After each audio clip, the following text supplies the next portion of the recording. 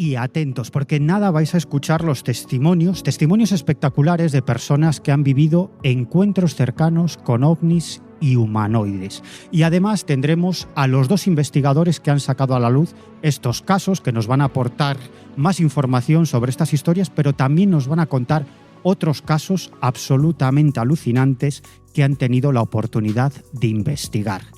Así que yo no sé qué pensáis vosotros, pero yo de vosotros me quedaría en Protagonistas de lo Insólito. Escuchad lo que os tenemos preparado porque creo que os va a interesar.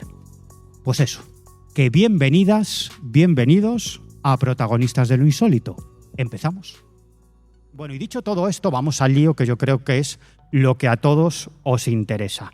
Bueno, tenemos aquí sentados, Carlos, junto a nosotros, a 2 auténticos ufólogos, a 2 auténticos investigadores de campo que han recopilado infinidad de casos en la provincia de Zamora, también en la provincia de Valladolid, casos que si no fuera por ellos acabarían perdiéndose, porque sus protagonistas acabarían muriendo y no tendríamos conocimiento de esos casos, ¿no? Y ellos van a ser los principales protagonistas de este programa, pero también van a pasar muchas personas y vamos a escuchar muchas voces de gente que ha vivido encuentros cercanos con ovnis y con sus ocupantes. Pero Carlos, dinos, ¿quiénes son nuestros 2 principales, porque tendremos más, principales protagonistas en esta ocasión? Bueno, Nando Domínguez y Miguel Ángel Moyano son investigadores de campo del fenómeno ovni, de esa gente que ya van quedando pocos. Muy pocos. Van quedando pocos, sí. Además, colaboran con la revista Más Allá de la Ciencia, una revista histórica que aún sigue editándose, y son los responsables del canal de YouTube Kilómetro OVNI. En el caso de Nando Domínguez, además, es autor de Ufología Histórica en Zamora, un libro editado por Guante Blanco en el que recoge muchos de los casos que han ocurrido en esta provincia. Lo que se agradece toda esta información y ese trabajo que se realiza de campo, ¿no? Que si no hubiera personas como ellos, pues jamás nos enteraríamos igualmente. Y tienes razón, es una raza en extinción esta, ¿eh? Totalmente, totalmente. Ya nadie sale a las carreteras, ya nadie investiga, muy poca gente hace eso. Prefieren hacer otras cosas, ¿no? Hacer podcast como nosotros, aunque nosotros seguimos viajando y seguimos recopilando casos, pero es una especie en extinción. Vamos a saludarlos ya, ¿no? A nuestros protagonistas. Muy buenas, ¿cómo estáis? Muy bien. Emocionados. Hola Nando, hola Miguel Ángel. Encantado de estar aquí en este espacio tan especial, ¿no? Que es Protagonistas de lo Insólito, ¿no? Es un placer estar aquí con vosotros. Además sois oyentes de Protagonistas de lo Insólito. Sí, desde luego. Es uno de nuestros podcasts preferidos y estar aquí hoy en estas jornadas de Misterio de Zamora y que estéis vosotros aquí haciendo este maravilloso podcast. Yo es que me emociono y para mí esto es precioso, bonito y para mí esto es un sueño, ¿no? Muy emocionante. Poder veros aquí, a Miguel también, que es súper seguidor de Protagonistas y súper seguidor tuyo, de Miguel. Así que nada, encantados. Vais a estar más veces, vais a pasar más veces por los micrófonos de Protagonistas de lo Insólito, seguro, pero empiezo por ti, Nando, porque tú comienzas a interesarte por esto de los ovnis, de la investigación ufológica, a raíz de una serie de experiencias que vives en primera persona.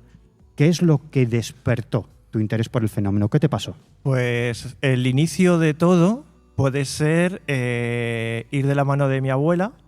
Yo era muy pequeño, iba por el pueblo y por la parte de las afueras del pueblo se veían un montón de luces en el cielo que yo, siendo pequeño, pues para mí eso era increíble porque yo oía la palabra ovni, ¿no?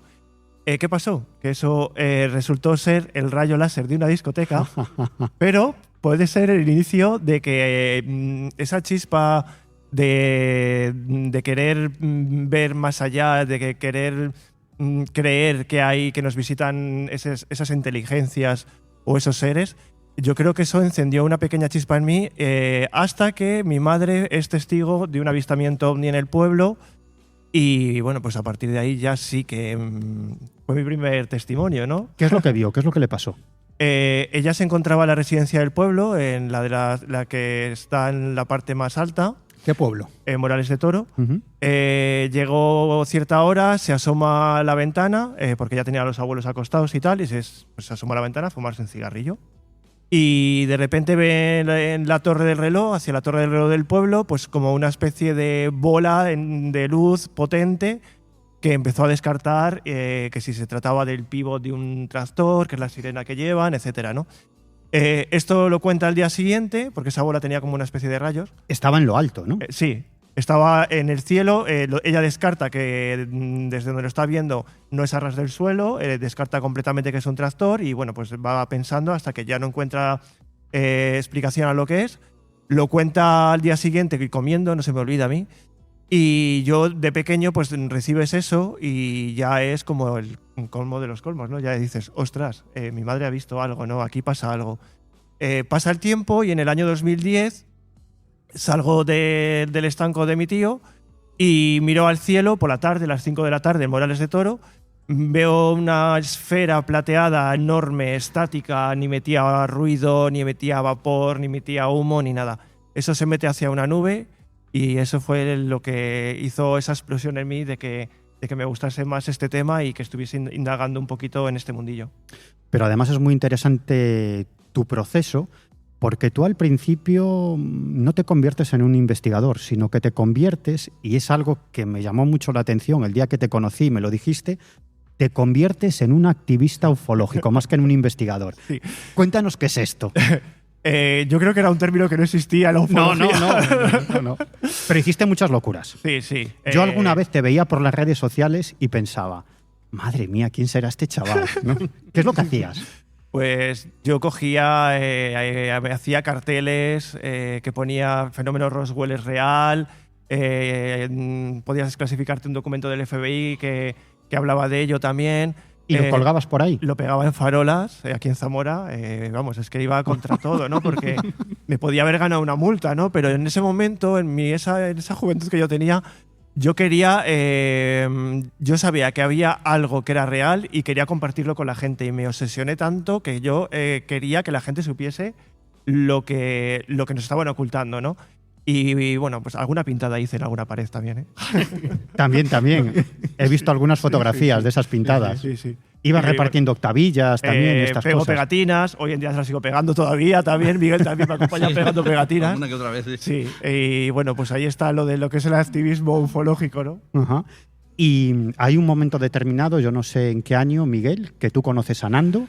Pues… ¿Y qué es lo que pasa? Porque entráis en contacto, congeniáis y ponéis en marcha un proyecto que se llama Kilómetro OVNI para ya investigar a pie de campo y recopilar casos, más que practicar el activismo ufológico, practicar la investigación del fenómeno OVNI a pie de campo. Bueno, pues yo llevo lo que es, digamos, toda la vida, ¿no? Lo que es con estos temas apasionado de estos temas, sobre todo del misterio, de la ufología, ¿no?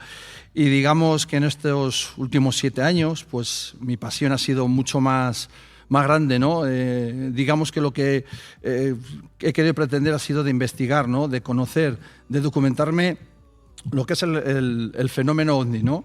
Y bueno, conozco a Nando. Nando lleva más años que yo en el tema de la investigación, ¿no?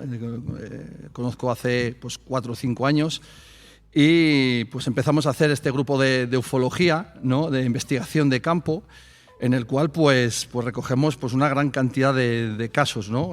Muy increíbles, ¿no? Tenemos casos de hace 50 años, ¿no? Como puede ser el caso de Alcañices, ¿no? De 1971, el caso de Emiliano Velasco, ¿no? El caso del tractorista agredido de 1975, ¿no?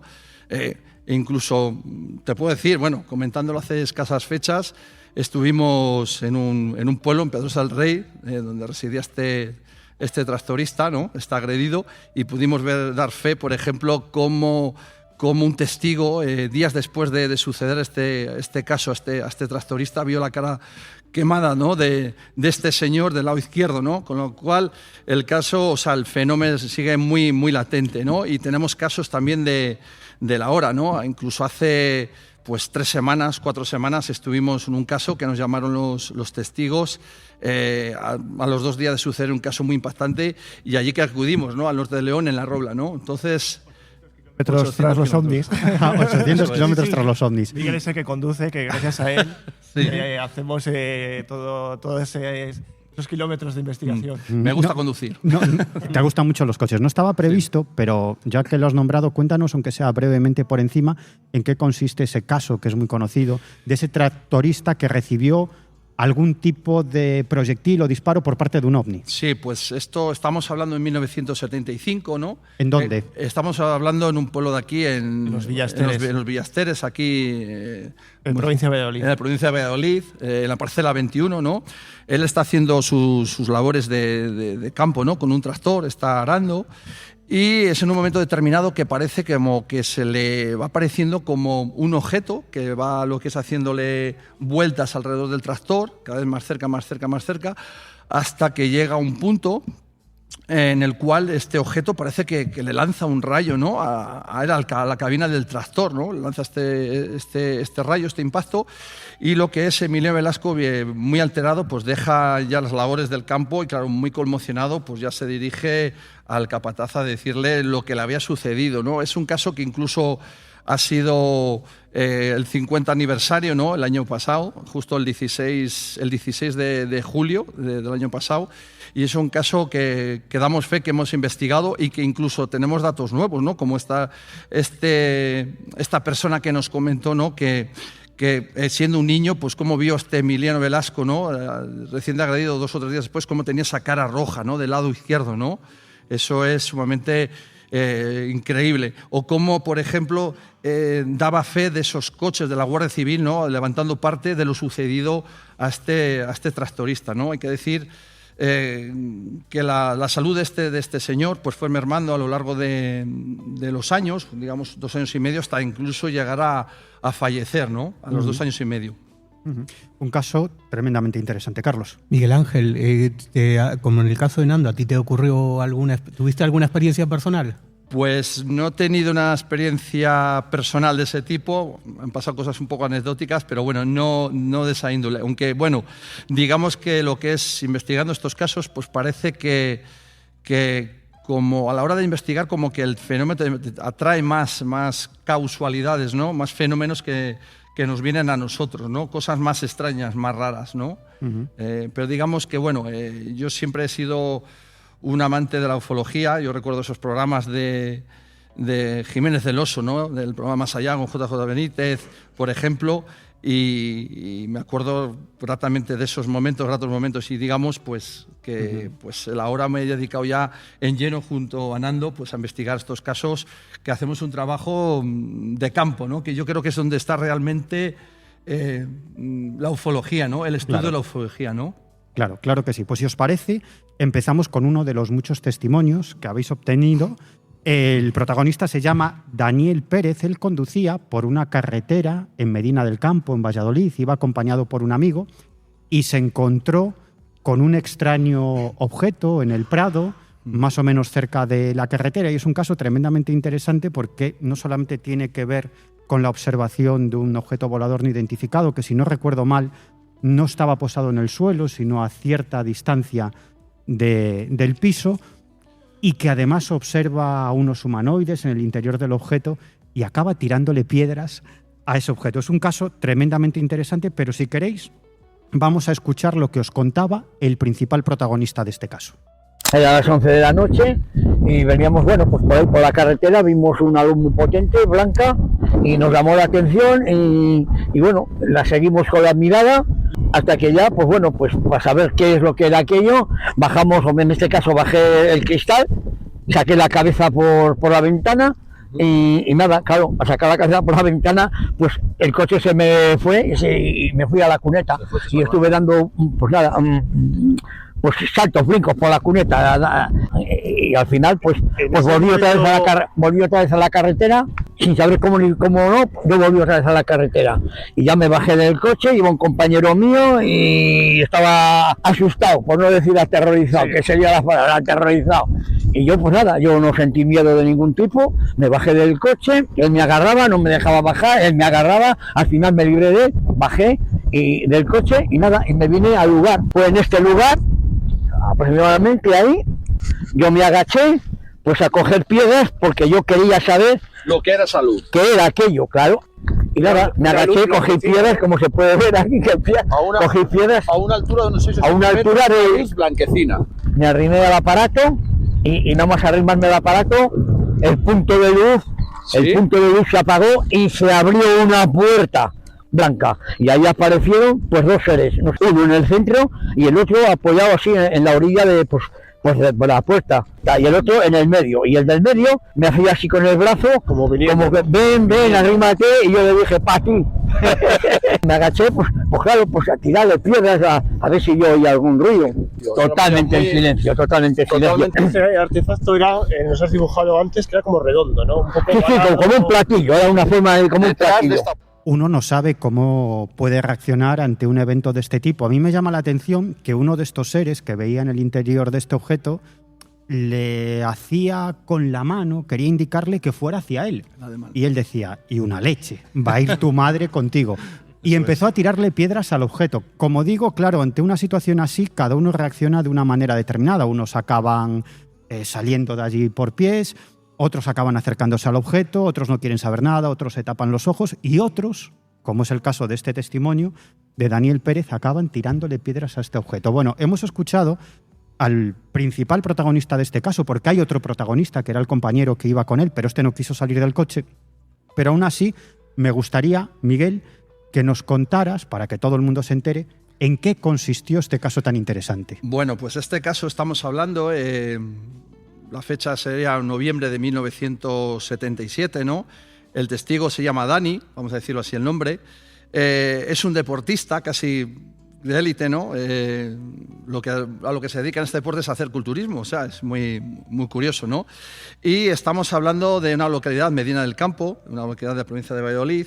Él y su amigo lo que es, se encuentran haciendo como una especie de entreno, de congreso, ¿no? En Medina del Campo sobre culturismo, y lo que deciden, pues ya al terminar este entreno, pues es dirigirse a su localidad, ¿no? Que ellos donde vivían es a Valladolid, ¿no? Estamos hablando de que son las 11 de la noche, más o menos, y salen en esa noche fría, ¿no? Con ese vehículo, salen de Medina del Campo en dirección a Valladolid, y es a poco, digamos, 2 o 3 kilómetros, ¿no? de Medina del Campo, cuando empiezan a ver una luz, ¿no? Una luz blanca, les llama mucho la atención, es una noche lo que parece despejada, ¿no? Que se ven muy, muy vívidas las estrellas, y ven esa luz, ¿no? Poquito a poquito esta luz se les va acercando, hasta incluso al punto de llegar, de posarse, ¿no? Esta luz muy cerca de donde estaba este coche. Él lo que nos decía este testigo, que sacó la cabeza por la ventanilla, ¿no? Asustado a ver lo que podía ser, incluso tuvo casi un incidente con el coche, ¿no? Porque el coche se salió de la carretera. Casi prácticamente se salió de la carretera, pero pudo lo que es continuar y salirse de esa cuneta, ¿no? Un montón de ingredientes que son tremendamente interesantes. Sí, entonces, claro, ya paran el coche, ellos hacen un rifirrafe que sí, que si no, que no bajes del coche, que sí, y es cuando este protagonista, Dani, lo que hace es salir del coche, muy a pesar de su amigo, ¿no? Que le comenta, digo, ten cuidado con lo que te puede suceder, etcétera, ¿no? Este testigo, Dani, pues se dirige a este objeto, estamos hablando que es un objeto posado, grande como un coche blanco, ¿no? Que parece que tiene un aura, ¿no? Alrededor de él, se dirige por un camino sin asfaltar, a unos escasos metros, estamos hablando de unos 200 metros del vehículo, 200 o 300 metros del vehículo, y lo que se encuentra pues esta luz, ¿no? Suspendida a unos 4 o 5 metros. Él lo que hace, no se le ocurre otra cosa ya enfrente de este objeto, de coger unas piedras, unos cantos que había en el camino y tirárselas al objeto, ¿no? Es una cosa sumamente... Nosotros le decíamos, bueno, ¿y no tenías miedo? ¿No tenías ningún pavor? Digo, no, yo nunca he tenido miedo, menos a eso, tal. Bueno, empieza a tirar unas piedras y es en ese momento cuando se apaga esa luz, ¿no? De ese objeto, y se forma lo que es una puerta como si fuese una puerta normal con una luz blanca, ¿no? Y lo más alucinante es cuando se encuentran 2 humanoides. Uno parece que está apoyado a un lado, ¿no? De esa puerta, y el otro, enfrente de él, le hace ademán, ¿no? Ademán de venir hacia él, ¿no? Con una mano, como diciendo, ven. En ese momento, nuestro protagonista... Con la mano le dice, ven, digamos, no, ven hacia aquí. Sí, en un gesto. No se lo está diciendo, ¿no? Pero con el gesto... Claro, en ese momento ya este testigo entra en pánico, ya dice, ¿para qué os quiero, no? Ya empieza a dar la vuelta muy atemorizado, ¿no? Hacia el coche diciendo, ostras, aquí hay algo más, ¿no? En ese momento, lo que sí que observas, que desaparece esa puerta, vuelve a lucir esa luz blanca, y el objeto se dirige en un abrir y un cerrar de ojos hacia una localidad que se llama Pozaldez, muy cerca de Medina del Campo, pues totalmente disparado, ¿no? Hay que decir que llegando al coche, ya una vez llegados al coche, ¿no?, con ese temor, pues ya impactados estos dos testigos, pues lo que hacen es regresar a Valladolid. Pero tiene una cosa muy curiosa, nos decía que a él lo que le sucedió es que parecía que había tenido una merma de energía, ¿no? Yo soy deportista, y me encontraba como que me había absorbido el objeto, ¿no? Mucha energía, esto me duró varias horas, 4 o 5 horas, ¿no? Luego nosotros preguntándole, lo que sí que le preguntamos fue si ha tenido algún que otro caso, y dice que nunca jamás tuvo un caso de este tipo, ¿no?, ni tan impactante como este, ¿no? Y una de las preguntas que le hicisteis a Daniel es cómo eran estos seres, cómo los podría describir, y esto fue lo que os contestó. Pues en la cabeza me da a mí la impresión que un poco así apepinada. El resto del cuerpo yo no vi piernas ni vi nada. Una altura la mía, unos 60 por ahí. Los dos unos 60 tendrían. Las siluetas eran negras. Y yo estaba al detalle, uno de ellos, de que viniese. Uno de ellos me hacía así, me hacía con la mano, y fue cuando yo dije, sí, hostia. Y ya fue cuando yo me fui para atrás, y a medida que me fui sin perderles la vista, yo me fui para atrás, y ellos, claro, digo yo, se dieron cuenta de que yo no quería saber nada, y fue cuando pum, ya se apagó la puerta, se encendió la luz, y ya se marcharon, se fueron en esa dirección a una velocidad de calculo que unos 100 por hora. Decía que tenían la cabeza apepinada y que finalmente ese objeto acabó marchándose a bastante velocidad. Él decía como unos 100 kilómetros por hora, es decir, que pegó un acelerón bastante evidente y desapareció. Dejamos este caso, si os parece, y vamos con otro también muy interesante que tuvisteis la oportunidad de investigar en otra localidad zamorana, en Castronuño. En esta ocasión el protagonista se llama César y él se encontró, dice, con 3 humanoides de más de 3 metros de altura. Y esto es lo que César os contaba justo en el lugar de los hechos. Me puse en la balsa con la varita y el perro y los ovejos, que eran 1000 ovejos extendidos para abajo. Y miro 3 chopos. ¿Qué 3 chopos? Eran 3 señores que medían 3 metros largos. ¿La vestimenta? La vestimenta marrón, de cuero, con botas de vaqueras de esas. ¿El cuerpo cómo era, más o menos? El cuerpo liso, alto, finos, la cara bien encajada. ¿Y qué color de piel tenía? La piel, marrón, la marrón piel. También. Sí, pero bien formados, de cara y de manos, que unas manos exageradas. Como humanos, como nosotros. Sí, como nosotros. Sí. Pero a lo grande. Claro, tíos de esos. Y estos seres aparentemente le dijeron algo al bueno de César. A mí me hablaban en español. Hablaban bien. ¿Lo escuchabas en tu mente o ellos bien. movían la boca? No, ellos movían la boca porque hablaban. Estando ellos allí, el momento, el segundo, el minuto, los 2 minutos que hablaban conmigo, han desaparecido y yo me caí. Pues ya se fueron. Cuando desperté, pues cogí las llaves y me fui. Cerré los bichos para que no se salieran, que tenían puerta, y me fui allí. Hemos escuchado al protagonista de este caso, pero yo creo que nadie mejor que vosotros para contarnos qué es lo que le ocurrió a este hombre. ¿Cuál es el fondo de este caso? Pues este hombre es un campesino de toda la vida. Quiero rematar que es provincia de Valladolid.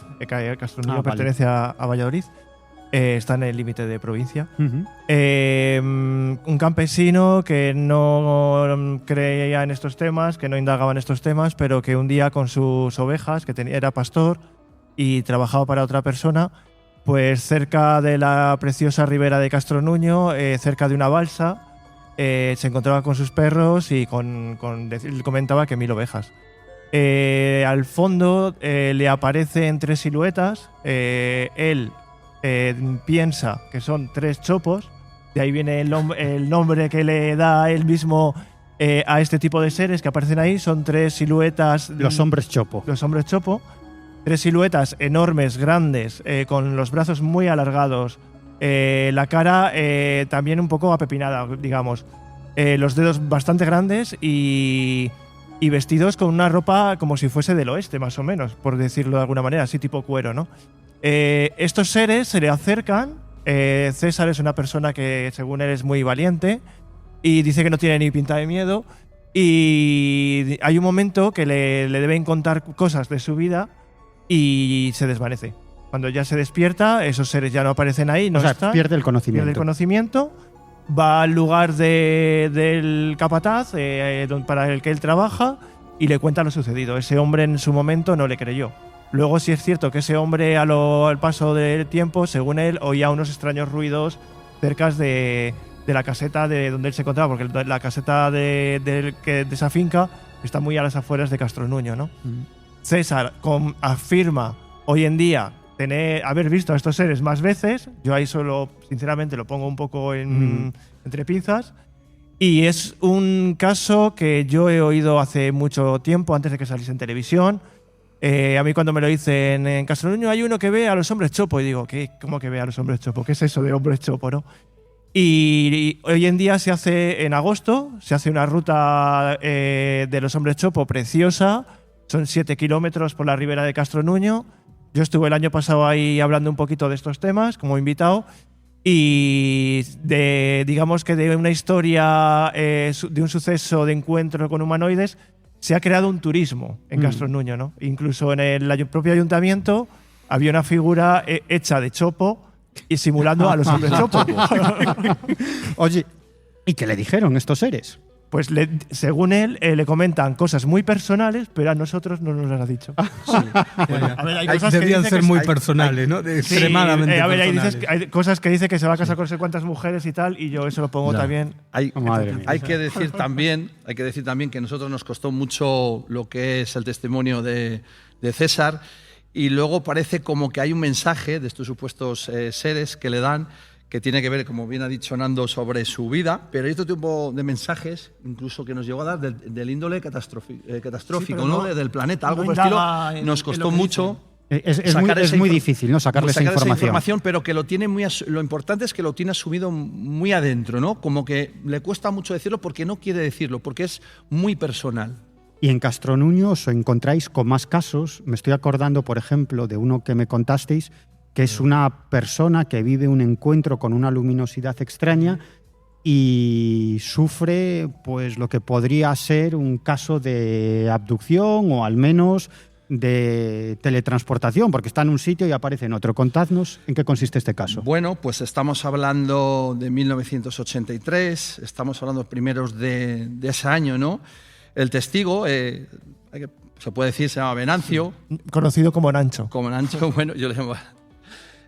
pues lo que es, sale de madrugada de una factoría que hay en Valladolid, ¿no? De automoción, sale de ese trabajo y se dirige pues, su lugar de residencia, ¿no? Que es Castronuño.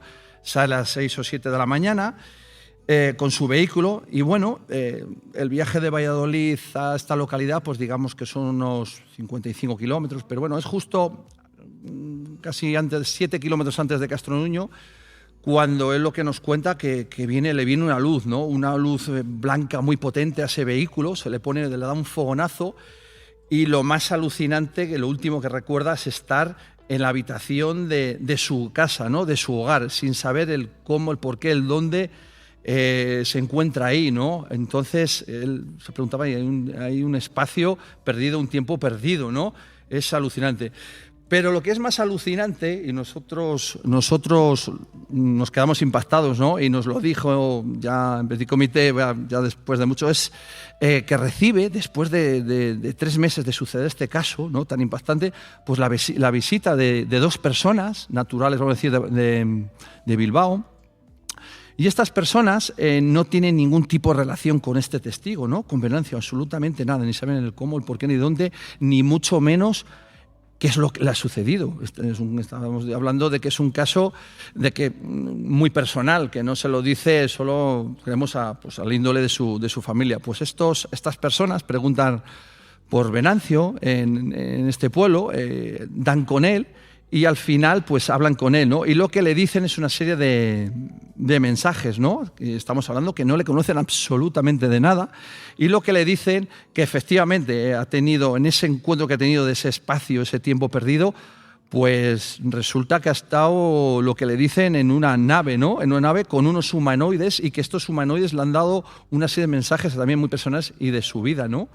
Es completamente alucinante, ¿no? Nosotros hemos intentado, ¿verdad, Nando?, investigar la procedencia de estas personas. Tenemos algún que otro dato que no podemos decir y nos ha sido imposible, ¿no? Estamos hablando de que estas 2 personas de Bilbao pues pueden tener una edad de aproximadamente unos 90 años, incluso que hayan alguna fallecido, pero es un caso completamente alucinante. Vamos. Eran dueños de una ferretería de Bilbao, muy conocida, según Nacho tiene la tarjeta, pero como se ha cambiado de casa, está buscando todavía esa tarjeta para poder contactar con ellos. Porque él pasó mucho miedo cuando se acercaron a Castro Nuño sin conocerlo ni nada, preguntando por su nombre ahí. Claro, eran 2 personas que no conocían de nada a este hombre y que sin embargo se presentan en Castro Nuño, preguntan por él y le dicen, oye, tú has estado dentro de un ovni con unos... Hablando con esos seres. Hablando con esos seres y ha recibido una serie de mensajes. Es decir, que, bueno, podemos inferir que estos 2 personajes, estas 2 personas que se acercan a Castro Nuño de Bilbao, probablemente eran contactados. Personas que mantenían algún tipo de contacto con el fenómeno ovni, que en esa época era bastante habitual en España, había muchos grupos que se dedicaban a esto. Pero luego Venancio, aparte de eso, tuvo más encuentros también con este tipo de objetos.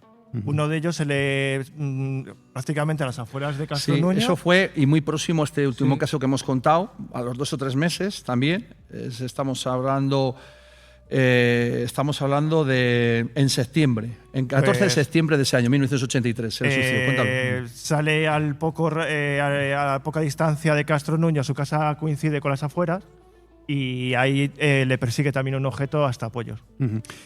Este es un caso tremendamente interesante, uno de los casos que investigáis, pero también hay otros que yo creo que también son fascinantes, casos a los que le seguís la pista. Por ejemplo, en el pueblo de Villalbarba. Ahí os encontráis varios casos muy interesantes, pero si queréis empezamos por el de 2 agricultores que se encuentran con un objeto de grandes dimensiones y sufren un proceso de tiempo perdido. ¿Qué es lo que les pasa?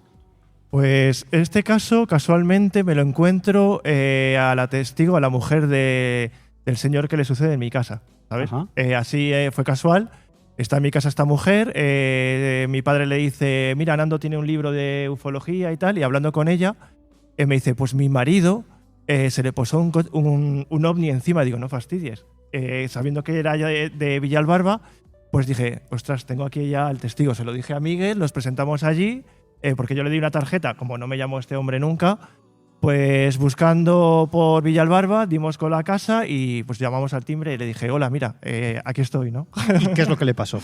Pues él se encontraba cambiando el riego por la noche. Tienen que cambiar los agricultores el riego porque a partir de las 12 de la noche y por ahí es mucho más barato, ¿no? Por eso suceden muchos avistamientos ovni en esos momentos a estos agricultores. Pues él se encontraba cerquísima de Villalbarba, cerca de unos árboles que hay, cuando de repente encima suyo aparece un objeto que digamos que se le para el coche. Él no puede arrancar el coche y ese objeto se va en dirección hacia Benafarces, otro pueblo cercano también a Villalbarba. Casualmente hay otro testimonio, otro señor que se encontraba viniendo de Casasola también, Casasola de Arión, y a las afueras del pueblo, justamente por donde tenía que pasar esa nave hacia ese objeto volante no identificado. Pero perdona un momento, Nando. En el caso anterior, él cuando se encuentra con este objeto, ¿qué es lo que pasa? Porque aparentemente sufre un proceso de tiempo perdido. Sucede que de repente las hojas de los árboles, cuando pasa este objeto, no se movían y digamos que hay unos segundos ahí que de repente se empiezan a mover esas hojas, ¿no? Y es ahí cuando quiero incidir que la dirección que toma el objeto es vista por otro testimonio. Otro agricultor que casualmente ve también este objeto, pero este agricultor recordamos que lo ve como un poco elevado. Es decir, estará como a unos 500 metros del lugar donde lo ve el primer agricultor. Este objeto del segundo agricultor se eleva un poquito y lo ve en dirección hacia lo que es... Es decir, que tenemos 2 testigos del mismo fenómeno. Sí. Uno con el ovni mucho más cercano a su posición y otro desde una posición más lejana. Sí, pero justamente coincide en la línea recta que va hacia Benafarces, porque hay muy poca distancia de una a otra. Este último testigo lo que sí también nos decía, que sí, se lo colocó a escasos metros de altura, ¿no? Sí. Decía 4 o 5 metros, y tenía forma de balón de rugby. Blanco. Eso es un tópico y típico de la ufología. Sí, no, dice que no llegó a tocar el suelo, ¿no? también. Qué gran trabajo hacéis, de verdad. Yo creo que es absolutamente impagable el trabajo que realizáis. Vosotros quedáis muchos fines de semana, os vais por ahí a perseguir casos, a recopilar historias, os lo paséis muy bien y además hacéis un trabajo no solamente ufológico, que yo creo que también es algo cultural, es antropológico, porque todas esas historias, sea cual sea su causa, su origen, aquí cada uno puede tener su opinión. Historia que queda. Claro, se perderían para siempre. Y vosotros lo que hacéis es recopilar esas historias, exponerlas y darlas a conocer. Por favor, un fuerte aplauso para Nando Domínguez y Miguel Ángel Moyano.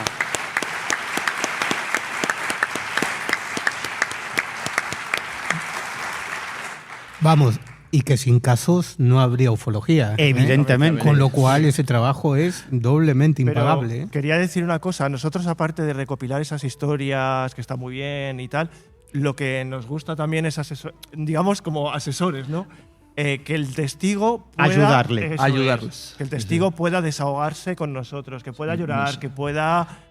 contarnos todo lo que ha visto y que se sienta escuchado, respetado, que es lo muy importante. Porque eso es fundamental, porque muchas veces… No olvidarnos de los testigos. Claro, tenemos la tendencia a tratar a los testigos como si fueran estatuas de mármol.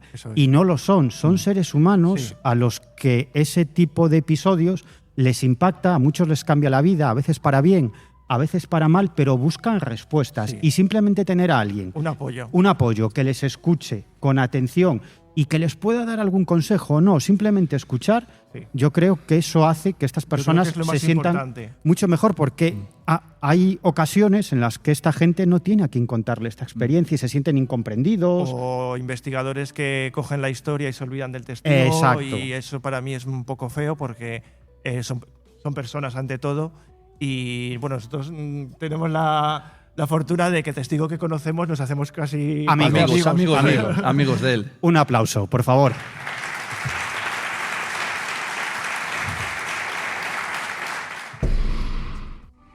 Pues ahora es el turno de otro de nuestros protagonistas. En esta ocasión es alguien que los oyentes habituales de Protagonistas de lo Insólito lo conocen de sobra. De hecho, forma parte del equipo de este programa. Él es el investigador y escritor Marcelino Requejo, que todo el mundo lo ubica en Galicia, que es donde generalmente investiga, pero Marcelino es zamorano, nació en Sanabria y nos va a contar algunas de sus experiencias que dieron lugar a que se convirtiera en un investigador, porque Marcelino, como muchos otros investigadores, antes fue protagonista, antes fue testigo de uno o varios avistamientos realmente interesantes. Y luego nos contará algunos de los casos que pudo investigar por Zamora. Pero Carlos, yo creo que todo el mundo ya lo sabe, todos nuestros oyentes saben quién es Marcelino Requejo, pero si hay algún despistado por ahí, ¿quién es Marcelino Requejo? Es difícil que haya algún despistado, pero Marcelino Requejo es un referente de la investigación de campo, de la ufología, y no solo en investigación de campo, como siempre digo, ¿no? La investigación de campo te puede dar unos datos, una visión, luego hay que formular hipótesis o intentarlo por lo menos, ¿no? Y Marcelino es investigador a espacio completo, ¿no? Es decir, es investigador de campo, pero también reflexiona e investiga y saca conclusiones de los casos que investiga, ¿no? O sea, investigador completo, un referente. Y es autor de varios libros, en Ediciones Cidonia, libros tremendamente interesantes todos. Sí, empezando por OVNIS Alto Secreto, que es el que toca el tema del que estamos hablando esta noche, y luego Apariciones Marianas, la respuesta definitiva, en el que toca una tesis bastante elaborada sobre el fenómeno de las apariciones marianas, más allá de lo sobrenatural y visitantes de otras dimensiones, donde recoge una serie de casos que él ha investigado a lo largo de los años. Cualquiera de ellos súper recomendable. Muy buenas, Marcelino, ¿qué tal? Buenas a todos. Te voy a pedir que te acerques al micro porque Jesús me está echando la bronca. Me dice que nadie se está acercando al micro, al contrario, se está alejando, y si no os acercáis al micro no se os escucha. El que más acercado estás eres tú. Claro. Pues muy buenas, Marcelino. Buenas tardes a todos. Decía al principio que todo el mundo te ubica en Galicia, pero tú eres zamorano, naciste en Puebla de Sanabria, y tú te empiezas a interesar por esta cuestión, por el fenómeno OVNI, igual que le pasó a Nando, a raíz de una serie de experiencias personales. ¿Qué es lo que te pasó, Marcelino? Bueno, fue por unas Una experiencia en concreto que tuvimos el 9 de marzo del 69, que era domingo, no se me olvida, y de aquella tenía 13 años, pero lo vimos 2 chicos de la misma edad, de 13 años, a las 11 de la noche, sobrevolar Puebla de Sanabria, y lo vieron con nosotros 6 personas adultas más.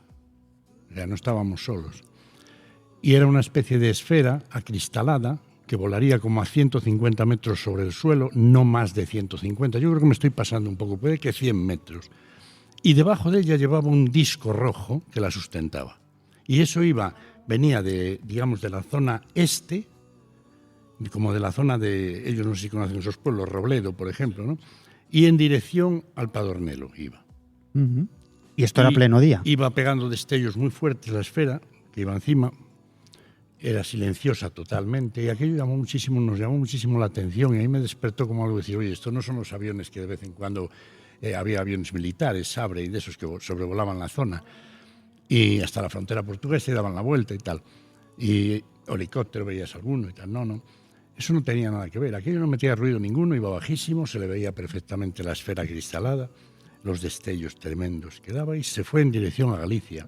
Pero despacio, muy despacio. Tardó como 15 o 20 minutos en perderse de vista. Y aquello despertó tu curiosidad. Tú dijiste... La hubiera despertado de cualquiera, porque normal no era. Y tú dijiste, ¿qué es eso? ¿No? Yo quiero saber qué es eso, ¿no? Y eso te quedó ahí. Pero luego, años después, volviste a vivir otra experiencia. Supe de gente que había visto cosas y lo que hacían Nando y compañía, ¿no? Pues visitar a esa gente, hablar con ellos, tomar nota. Y de ahí pues fui sacando una serie de casos que no quedaron perdidos como le podía haber pasado a ellos, ¿no? Y de los que no os habéis enterado y de los que yo no me he enterado, no solo aquí, por toda la geografía española. Hay casos, yo creo que el 99% no los conocemos. Conocemos lo que nos ha llegado por casualidad muchas veces, o por la prensa, que llegaba entonces por la prensa. No salía nada más. Pero sí pude dar con ciertos casos, no los voy a enumerar simplemente así, como muy llamativos. Por ejemplo, el disco volador a las 7 de la tarde en el verano que persiguió a una persona desde la localidad del Puente de Sanabria hasta el lago. ¿Qué pasó? Era de día totalmente y lo llevaba a la derecha del vehículo. Ajá. Y mira que en verano hay tráfico en esa carretera por el turismo. Así. Pues no circulaba ni un solo vehículo en ese momento, solo él. Aún no se había metido el sol, ¿eh? O sea, lo estaba viendo a la derecha del vehículo, bastante separado de los árboles, pero le iba siguiendo hasta que entró en Riva del Lago. Porque tú empezaste a investigar casos en Zamora, en la provincia de Zamora. Claro, es donde yo estudiaba y residía entonces. Y tuviste la oportunidad de recopilar algunos casos ciertamente interesantes. Por ejemplo, me estoy acordando de uno que me contaste en varias ocasiones, que el protagonista es, o era, un antiguo chofer del rey emérito, actualmente de Juan Carlos I. Sí, era un policía nacional. En Sejas de Aliste, ¿no? Es el de Sejas de Aliste, sí. Estaba recién jubilado. Este hombre salió en varios programas de televisión, porque yo le dije, no, dalo a conocer, no. No. Este era Clemente Gago. Clemente Gago había sido conductor del príncipe de Juan Carlos. Después se jubiló y viviendo en Sejas de Aliste, y era alcalde de Sejas de Aliste, cuando le pasa el incidente que en las cercanías de la frontera, ya sabéis que Sejas está muy cerquita de la frontera portuguesa, y fue a visitar a un amigo, a una localidad, no recuerdo el nombre, cómo se llama, pero ya ronda o está limítrofe con la frontera portuguesa. Ahí es donde vio aquel enorme objeto circular de unos 500 metros de diámetro y iluminaba todos los pinares como si fuera de día y tal. Esto me lo contó y luego lo volvió a contar en el programa de Pepe Navarro, en el Mississippi, porque yo le dije, deberías ir a contarlo. Y no, es que no sé qué hacer porque, claro, me van a ver y tal. Y digo, bueno, pero tú, que quede constancia, y más por el cargo que tú tenías y tal, de qué es lo que has vivido. Lo que no pudo ser es el testimonio de la persona que le acompañaba. Es decir, él no iba solo en el coche, pero por circunstancias personales no se hizo público, ni yo lo hice tampoco, la persona que le acompañaba. Y en Sejas de Aliste recopilas más casos. Me estoy acordando de otro que me comentaste, de un agricultor que observó algo tremendamente extraño que salía de la tierra. No, era un ganadero. Un ganadero. Ese caso me llegó precisamente por Clemente Gago. Me presenta un amigo suyo, un hombre de unos 75 años que cuidaba vacas cerca de Sejas de Aliste. Aquí os vais a quedar vosotros un poco sorprendidos porque no estamos hablando de un ovni, sino de un fenómeno extrañísimo que observa este hombre en el mes de julio, cuando estaba con las vacas en una pradera donde las solía llevar todos los días, y él se quedaba allí hasta que empezaba a atardecer y ya las recogía. En esa pradera, al fondo de la pradera, él estaba en la parte de arriba, al bajo, y al fondo empieza a subir un montículo lleno de pinos, unos pinos enormes. Y las vacas se solían quedar pues muy cerca de la zona donde estaban los pinos, porque le metían un poquito de sombra y tal. Y según me comentó Gonzalo, este hombre, nada más llegar, las vacas se fueron a donde siempre, y como a los 15 minutos, los perros y las vacas empieza un sonido dentro del pinar muy potente, como una música extraña, y las vacas y los perros se escapan de allí y se vienen hacia donde estaba él y se quedan todos apelotonados juntos al lado del pastor. Y entonces él observa que del centro del pinar, en la parte de arriba, me lo dibujó y lo comparó a una caja de zapatos puesta vertical. Empieza a salir del suelo como un rectángulo muy grande de color rojo cereza y empieza a asomar por las copas de los pinos. Y cuando ya ha salido como un tramo bastante grande, y digo, él decía, aquello salió del suelo. Y digo, ¿cómo que salió del suelo? Dice, sí, aquello salió del suelo, porque en la parte superior de esa enorme caja brillante de color cereza había trozos de ramas y se veían caer piñas y de todo, porque parece que vibraba con aquella música que se salía del pinar. Y entonces dejaba caer toda la hojarasca que llevaba encima. Era como si hubiera salido del suelo, iba levantando, iba tirando todo lo que cogió abajo, ¿no? Lo que tenía encima. Marcelino, yo quería... Entonces la vio bajar a continuación muy despacio.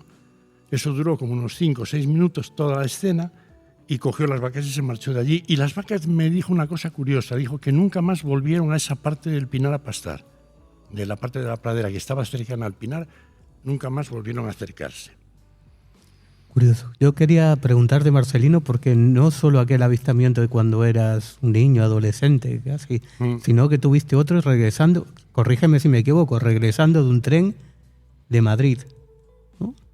Sí, ese fue un caso curiosísimo, porque yo no sé, ellos lo conocen mejor, a lo mejor algunas personas de las que estáis aquí, si no viajabais mucho en tren en aquella época del 75, pues es como si os hablaran en chino, ¿no? Entre las estaciones, pasada la estación de Andavías y la Iniesta, en dirección a Orense, está el apeadero de Carvajales. Y después, hasta llegar a la siguiente estación, el tren va dando una curva hacia la derecha enorme, en la que, bueno, en aquella época yo cogía el tren en Zamora o venía de Madrid y paraba en Zamora, y cuando arrancaba de Zamora pues me gustaba ir mirando hasta llegar a Puebla, de noche el cielo y tal, y yo iba de pie en el pasillo. Y no iba nadie más. Entonces lo que observo es que el maquinista, en esa curva enorme, yo iba asomado así, estaba viendo la máquina, la luz de la máquina, y todos los vagones. Yo iba prácticamente, creo que era el penúltimo vagón, y llevaba muchos, era el expreso Rías Bajas. Y cuando empieza a pitar el tren, yo me asomo así más, y lo que veo es que muy por delante del tren, en esa curva, había algo, o a la derecha o a la izquierda de la vía, con un despliegue de luces impresionante, de todos los colores. Claro, en aquella época, en esa zona, no hay carretera, solo son campos vacíos, las 2 de la mañana, ¿qué podría haber ahí? Se supone que nada. Una ambulancia, desde luego que no, y menos en aquella época del 75, que no llevaban más que una luz roja haciendo así. Aquello llevaba todos los colores. Y había como una polvareda alrededor de una luz blanca que tenía en el centro. Dije, bueno, pues ahora lo voy a saber, porque a medida que el tren pitaban los maquinistas, y dejaron de pitar cuando sobrepasan la luz, porque ellos tampoco debían de estar seguros si aquello iba a cruzar la vía o no. Pero estaba quieto. Entonces, una vez que sobrepasan la luz, los maquinistas dejan de pitar. Y en ese momento ya la posición de mi vagón se va acercando hasta donde estaba esa luz. Y lo que veo es que como a unos 6 o 7 metros separado de la vía y del lado donde yo iba asomado, había un disco negro, casi tocando el suelo, con una luz muy grande debajo que iluminaba todo el suelo como si fuera de día, pero muy potente, blanca, y alrededor luces verdes, rojas y amarillas girando a una velocidad tremenda y levantaban un polvo enorme del suelo. Y por eso los maquinistas pitaban, porque creían que había un objeto allí que podía estar sobre la vía o iba a cruzar la vía. Mira, Marcelino. Y yo me quedé mirando para atrás cuando el tren lo sobrepasó y allí quedó. Mira, Marcelino, que esto te lo he preguntado, porque yo decía antes que habías vivido 2 experiencias ovni y yo pensé, no me lo quiere contar. Porque se lo he preguntado 2 veces y ha dado la callada por respuesta y digo, no me lo quiere contar. Y no te lo cuento. Pero al final, Carlos, se lo ha sacado. Marcelino, muy brevemente, porque vamos mal de tiempo, y luego todos nuestros oyentes y la gente que está aquí en el Paraninfo del Colegio Universitario de Zamora se va a enterar de por qué te pregunto esto. Muy brevemente, Marcelino, ¿qué es el código TUM? El código TUM es un código que está basado en unas, digamos, frecuencias y en unas fórmulas matemáticas ¿te acuerdas de Ramón Navia? Sí, claro. Un investigador, el presidente del Instituto de Investigación y Estudios Exobiológicos de Barcelona, Sí. que con otro grupo de personas se dedicaron a recopilar casos por toda España y por todo el mundo como si no hubiera un mañana. Sí, sí. Miles y miles y miles y miles de casos. Sí, sí. Iban a todos los A sitios. todos los sitios. Chile a ver si pillaban el chupacabras, y en el otro lado así. Y proviene de ellos. Y el código TUM proviene de un amigo de ellos que era alemán, se apellidaba Ziegel, y había hecho la teoría del universo multidimensional, una obra así de gruesa que Lesta la tiene todavía, ese libraco así de gordo. José Lesta, un investigador gallego. Sí, José Lesta la tiene. Y eran todo fórmulas matemáticas con las cuales él había llegado a descomponer la estrella de David en una serie de segmentos numerados que girándolos originaban una música. Le asignaba a cada número una nota y esa nota al girarlo cambiaba a la siguiente y generaba un código.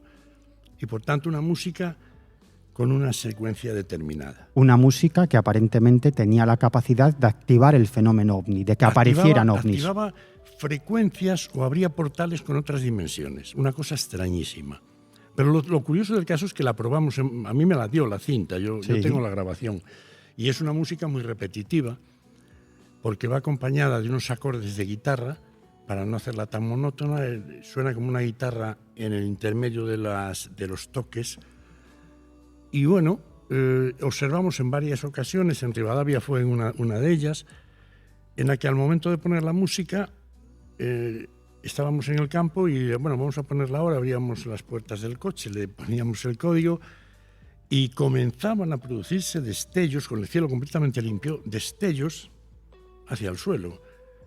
O venía un coche negro, paraba al lado donde estábamos, que era un sitio inaccesible completamente, y llegaba un coche negro, pasaba muy despacio y seguía ruta, y que no le podías coger la matrícula porque no había matrícula. O sea, pasaban cosas muy raras. Pues Marcelino, no tienes ni la más remota idea de la que has liado. Porque tú le pasaste el código TUM a algunas personas. A todos los que incluso un tío de Chile me lo pidió. Claro, pero esas personas se la pasaron a otras personas y pasaron cosas muy raras. Ahora te vas a enterar. Un aplauso para Marcelino Requejo.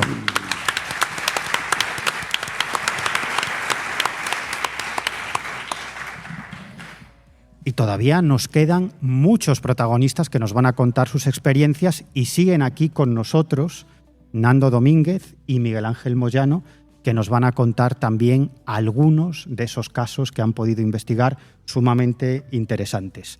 Y si os parece, nos vamos a Almaraz, que es otra localidad zamorana, y esta es la razón por la que le pregunté a Marcelino sobre la existencia del código TUM y qué era esto del código TUM, porque este caso que ocurre en esta localidad, en Almaraz, tiene mucho que ver con este código TUM. Y estas personas obtienen ese código TUM a través de otras personas que obtuvieron ese código TUM a través de Marcelino Requejo. Por eso he dicho antes la que ha liado Marcelino Requejo. Contadnos, ¿en qué consiste este caso? Bueno. Acércate al micro, que si no, Jesús Ortega me corta la cabeza. Sí. Bueno, este es un caso completamente alucinante y incluso también es alucinante por la fecha, ¿no? Porque en ufología muchas veces tenemos fechas muy distantes, ¿no? 10, 20, 30 años. Aquí estamos hablando en primeros de agosto del 2025. Prácticamente casi no llega al año, ¿no?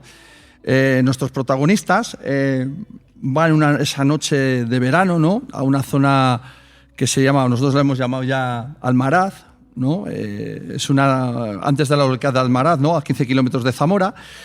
Y lo que hacen, pues, es pasar, digamos, estamos hablando de las 11 de la noche, pues pasar una noche en lo que es observando las estrellas y escuchar este código TU, ¿no? Que es lo sorprendente, ¿no? Llegan allí, la noche es una noche muy despejada, pero ellos decían que era muy, muy oscura, ¿no?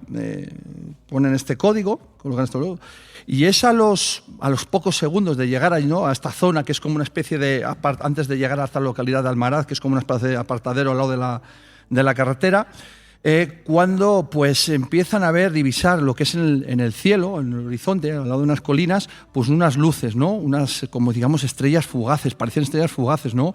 Pero con un comportamiento muy raro, ¿no? Estamos hablando que parece que se movían en forma de L, de arriba abajo, derecha a izquierda.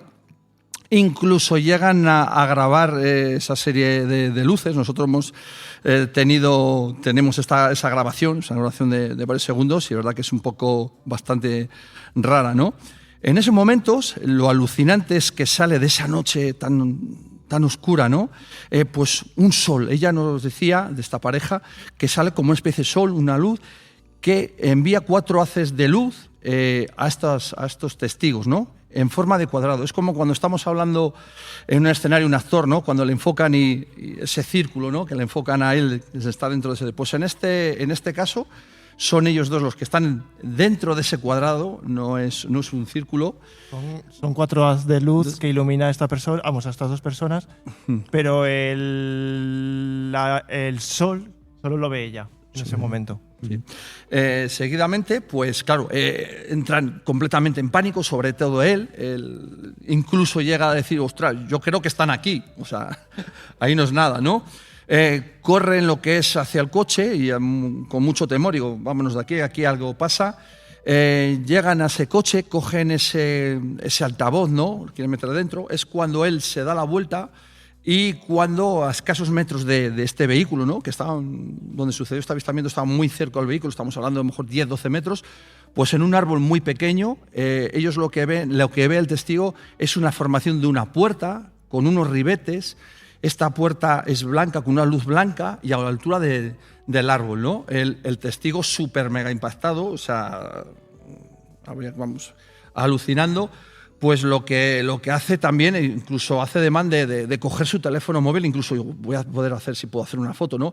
Él no encuentra ese teléfono móvil, intenta buscarlo, al final lo encuentra, está en su bolsillo del pantalón trasero, ¿no? Lo encuentra, pero en ese momento se gira, vuelve a girarse otra vez, y lo que ve, esa puerta ha desaparecido, y lo que ve, lo que es justo a escasos metros de ese árbol, es un ovni, en forma de rosco toroidal, con una cúpula, con unas luces completamente alucinantes, ¿no? Entran... Blanquecinas, como si fuese un flotador en la parte de abajo y arriba una cúpula. Él comentaba que era como la cúpula americana, ¿no? Típica de Capitolio, sí. Americano. Entran completamente en pánico y la alucinante, ya entran en el coche, y no es hasta la 4ª, 5ª vez cuando el coche arranca, ¿no? El coche no parecía que quería arrancar, ¿no? Estamos hablando incluso de un vehículo que es prácticamente nuevo, ¿no? Sin ningún problema, ¿no? Llegan a arrancar ese coche y cuando arrancan ese coche hay una cosa alucinante, ¿no? Que parece que hay una fuerza que no les deja avanzar, ¿no? De la parte trasera del vehículo, como que estuviese frenado, ¿no? Me describían de esa manera, ¿no? Llegan a liberarse de esa energía, esa fuerza, y ya es cuando entran lo que es en la carretera a toda pastilla hacia Zamora, ¿no? Pues muertos de miedo. Hay que decir que en ese trayecto pues no se encuentran con ningún vehículo, con ninguna persona, y ya es cuando entran en la localidad de Zamora y ya encuentran a ver esos vehículos, ¿no? esa gente, ¿no? Fue un caso completamente impactante. Y voy a hacer una cosa. Hay otro detalle que casualmente las chicharras o los grillos en ese momento se dejaron de escuchar. Claro. Y lo último que pasó por la carretera donde ellos se encontraban fue una moto. Una moto. Y hay una cosa, lo más sorprendente, ¿verdad, Nando? Está Nando aquí presente, es la forma como nos contó el testigo el suceso. Eso no lo olvidaremos nunca, nunca.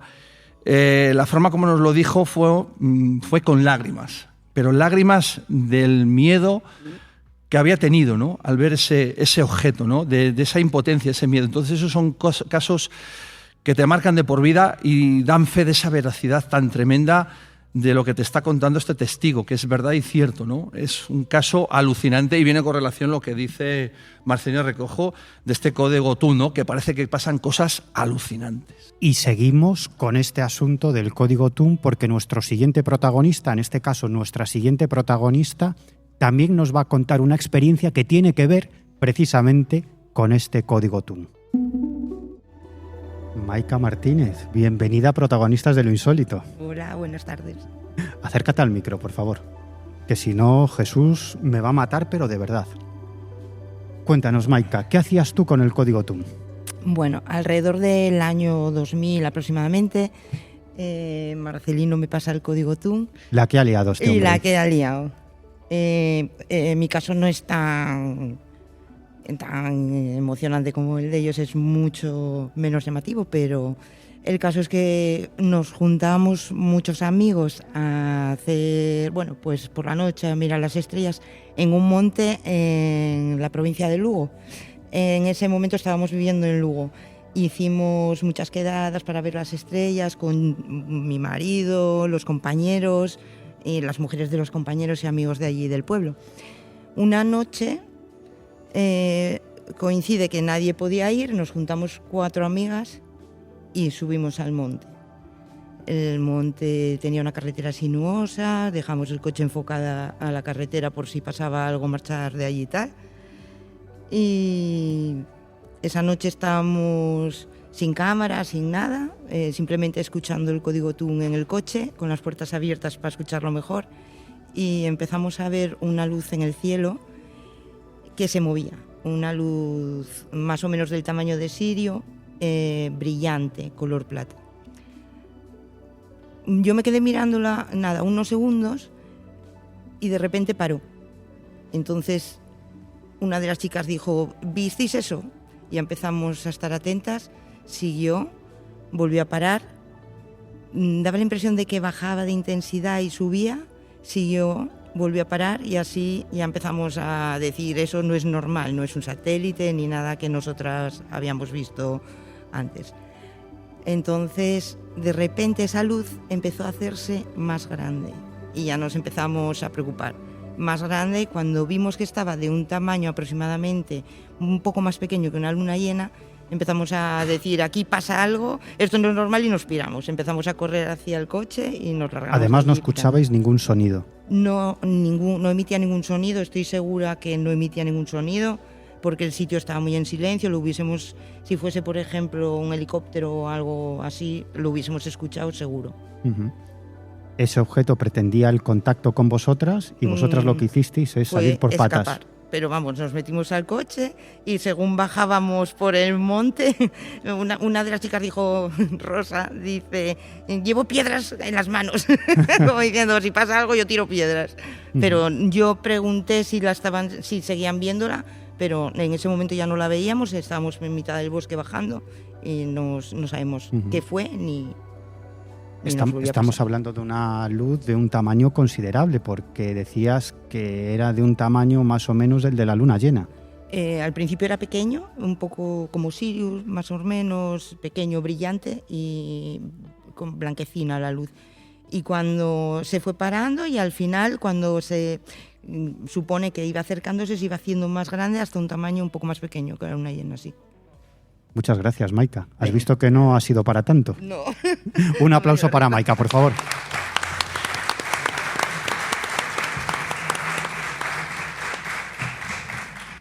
Y seguimos con Nando Domínguez y Miguel Ángel Moyano. Vamos muy mal de tiempo, pero sí me gustaría que, aunque fuese brevemente, nos contarais qué es lo que pasó a principios de los años 80 en una localidad zamorana, en Bóveda de Toro, porque ahí tuvo lugar una auténtica oleada de ovnis. Brevemente, ¿qué es lo que pasaba? José María de Vicente Toribio es policía, investigador de estos temas también. Gracias a él se documentó que en la Bóveda de Toro pasaban constantemente, todas las noches, un objeto que iluminaba el suelo, ¿no? Pues Miguel y yo nos fuimos hasta la bóveda para rescatar esa historia que yo había encontrado en la prensa de Zamora y damos con un testigo y ese testigo nos confirma que ve un objeto a las afueras del pueblo. Casualmente también van a cambiar el riego, van a parar ese motor y observan cerca de a las afueras, cerca de unos montículos que hay, como una especie de tres luces que no tienen forma triangular. Espera, Nando. Sí. Vamos a escucharlo, Vale. porque tenemos ese corte de voz, tenemos el testimonio que os regaló este testigo llamado Goyo, y si queréis vamos a escucharlo y luego lo comentamos. Estábamos 3 personas. Estaba Breque, un amigo que ha muerto hace unos años, y estaba mi primo Toño, que vive todavía. Vinimos a parar el motor, ahí enfrente, como veis, y cuando salíamos hacia allá, venía de la parte izquierda con unas luces en triángulo, triangulares, intermitentes. Y al llegar enfrente de nosotros, yo pude calcular que a unos 300 metros se ha quedado estático, o sea, se ha parado, se ha quedado estático del todo, y en un visto y no visto se ha apagado todo y ha salido una hilera de luces horizontales, azules, blancas, una maravilla de luces. El objeto era triangular grande, pero con luces. No sabría decirte medida del objeto, no, eran luces triangulares bastante amplias las luces, o sea, ¿Qué color eran las luces que llevaba? rojas. Y luego de ahí De ahí no, se apaga. ¿Se apaga? Y sale una hilera de luces en horizontal.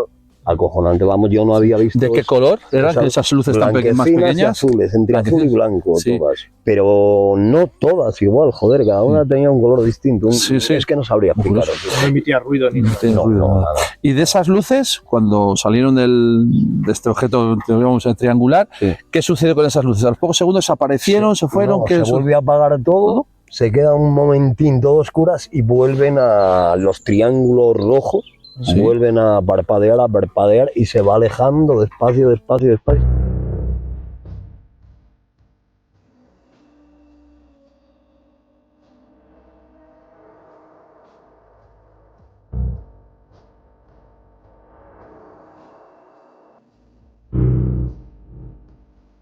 Nando, hay que decir que este caso se enmarca, lo comentábamos antes, dentro de una auténtica oleada de ovnis que se dio en esa época, en esa pequeña localidad, porque fueron muchos los testigos los que observaron ovnis. Muchísimos, porque en el pueblo salía la gente, que es lo bonito, ¿no? Imagínate en un pueblo pequeño que todos queden esa noche para salir al campo y ver pasar ese objeto que iluminaba el campo. Y este era uno de los testigos que hemos recogido y seguramente hay más. Y José María Vicente Toribio es el que, gracias a él, le vuelvo a dar las gracias, rescató toda esta historia, ¿no? Todo este folclore, ¿no?, que quedó en la ufología. Y estamos hablando de un caso en el que una serie de testigos observan un objeto de aspecto triangular y tenemos con nosotros a un testigo de otro extraño objeto de aspecto triangular. Él se llama Luis Miguel Marea y ha tenido a bien acompañarnos y contarnos esta historia. Un aplauso para él, por favor.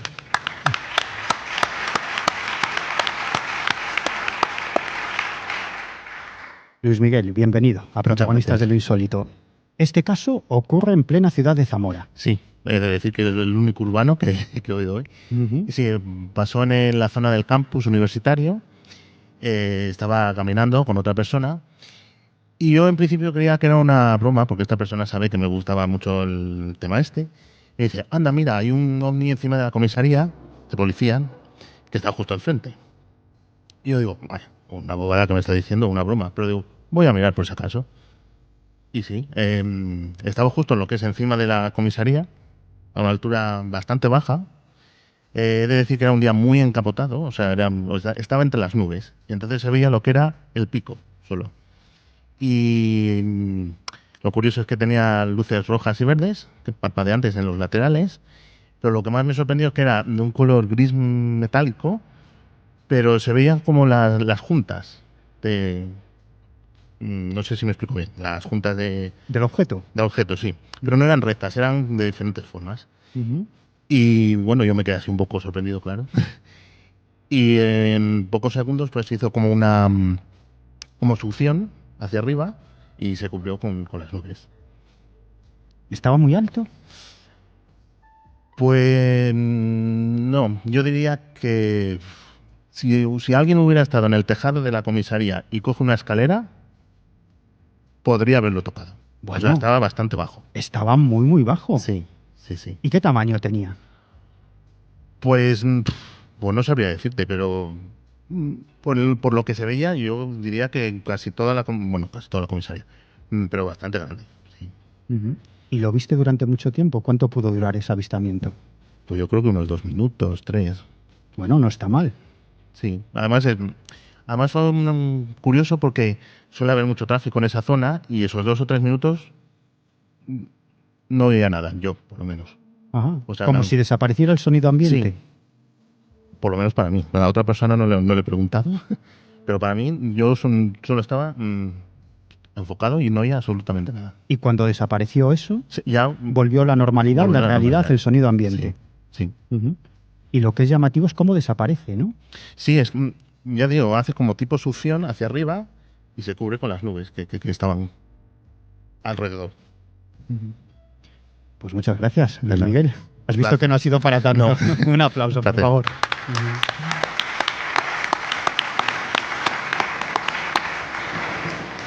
Bueno, no sé si os lo estáis pasando bien. Hemos intentado traer a muchos protagonistas, a muchos testimonios, que es la esencia de este podcast de Protagonistas de lo Insólito, y es que hablen los protagonistas de este caso, o de estos casos. Os recordamos que estamos grabando este programa desde el Paraninfo del Colegio Universitario de Zamora, porque aquí se están celebrando las segundas jornadas del misterio de Zamora. Y no os vayáis, porque todavía nos quedan más protagonistas. Muy buenas, Virginia. Ya sabes lo que dicen, que los últimos serán los primeros. Sí. Bueno, cuando hablé contigo, me contaste una experiencia ovni bastante interesante. Pero claro, como estuvimos hablando mucho tiempo por teléfono, muchísimo tiempo, al final terminaste contándome otra experiencia que no tiene nada que ver con el fenómeno ovni, pero que a mí me parece incluso mucho más interesante que esa que sí que tiene que ver con los ovnis. Es algo que tiene relación con la existencia de vida después de la vida y además es una experiencia muy, muy bonita. Ocurrió ya hace tiempo, pero me gustaría que nos la contaras. Bien. No sé si se me oye bien. Sí, acércate al micro. Ahora, ahí está. Vale, pues bueno, ya fue hace muchos años. Yo tenía 18 años y estaba en una finca esa noche durmiendo con el que era mi pareja en aquel momento, y por la noche, de madrugada, sentí la presencia a mi lado, mirándome, de una mujer que ya había fallecido un año antes, era al cabo de año. Y era la abuela de tu novio. Exactamente, de esa persona con la que yo estaba. Y bueno, se había venido a despedir. ¿Te dijo algo? ¿Hizo no, algún movimiento? No dijo nada, solo me miró como diciendo, ¿qué haces ahí en mi cama? Porque era su cama. Y bueno, me reconoció de alguna manera, sonrió y empezó a recorrer toda la habitación. Había estanterías y una cómoda con fotos de familia, ¿no? Que muchas fotos eran de ella, de los recuerdos. Y fue como recorriendo todas esas fotos, todas esas imágenes, salió de la habitación y fue recorriendo todas las habitaciones donde estaban todas sus hijas, todas sus sobrinas, nietas. ¿Tú eso lo viste? Sí, eso yo lo vi. O sea, que lo que hizo fue mirar algunas fotos familiares que había en la habitación y luego salió de la habitación y tú pudiste ver desde la cama cómo entraban las diferentes estancias. Sí, iba de una en una visitando en la hora del sueño a cada hija y a cada nieta. ¿Y cómo entraba? ¿Atravesaba la pared? ¿Atravesaba la puerta? No, iba por las puertas, la chula de ella. ¿Ah, sí? Iba... yo no le veía los pies, se desplazaba muy despacio, ¿vale? Iba como si fuera volando, pero se iba desplazando despacio. Iba recorriendo con lentitud, ¿no? Como degustándolo, porque era como ya es el último momento, ya que puedo venir a despedirme de verdad. ¿Y cómo la veías? ¿Desprendía algún tipo de luminosidad? ¿Era tal como la recordabas? ¿Tenía Sí. la edad a la que falleció o era más joven? Cuéntanos. No, estaba exactamente igual, solo que cuando estaba en vida, ella estaba en silla de ruedas, no podía andar, y ahí sí podía caminar de alguna manera, ¿no? Era como sentir su cuerpo, entre comillas, ¿no? Que podría tener esa libertad de movimiento.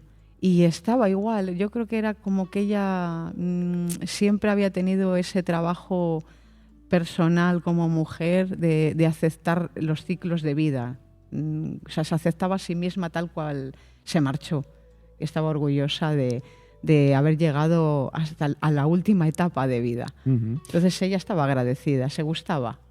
¿Y te daba la impresión de que esa figura era evanescente o tenía materialidad? Cierta materialidad. Era, no sé cómo explicar. La forma era como muy materia, pero sí que había como una especie de aureola como nubelosa, ¿sí? Como una especie de gas, ¿vale? Que la recubría como una luz. Sí, era un aura, pero no era el aura como tal. Pero era algo parecido así, era como que la estaban como facilitando a que baje para poder despedirse en condiciones. ¿Y no le veías los pies? No, eso es lo único que no veía. Solo veía hasta el bajo de la prenda que llevaba, que era el típico vestidico que llevaban todas las abuelas. Pero los pies es lo único que no lo veía. La veía claramente, salvo esa parte del cuerpo. O sea, que distinguías perfectamente las ropas que llevaba. Sí, sí. Y lo que hace es, mira esas fotografías familiares, sale de la habitación y ves que va entrando en diferentes estancias. Sí. ¿Tú eso lo podías observar desde la cama? Sí, sí. Yo la vi, que iba por el pasillo y iba...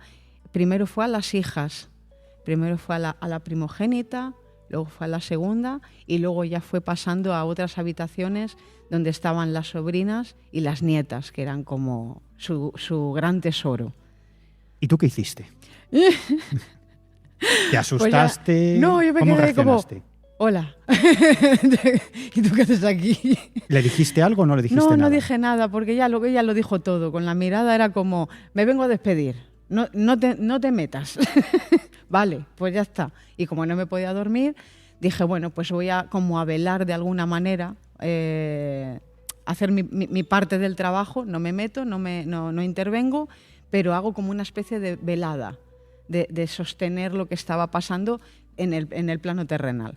Entonces me fui al salón, no molesté, no desperté a nadie, para que estaba todo el mundo en profundo, y la que estaba en vela era yo. Me hice un colacao, me encendí la chimenea y dije, pues ya está, hasta el amanecer.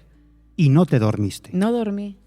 Eso es muy importante porque alguno de nuestros oyentes puede estar pensando, eso lo soñó, no lo vivió. Lo porque viví. tú, después de esa experiencia, claro, a causa del shock que te genera, tú no te puedes dormir. Tú te vas al salón y te quedas despierta hasta la mañana siguiente. Eso es. ¿Y qué es lo que pasa la mañana siguiente? Bueno, la mañana siguiente es muy interesante porque ya empezó a despertar la gente, ¿no?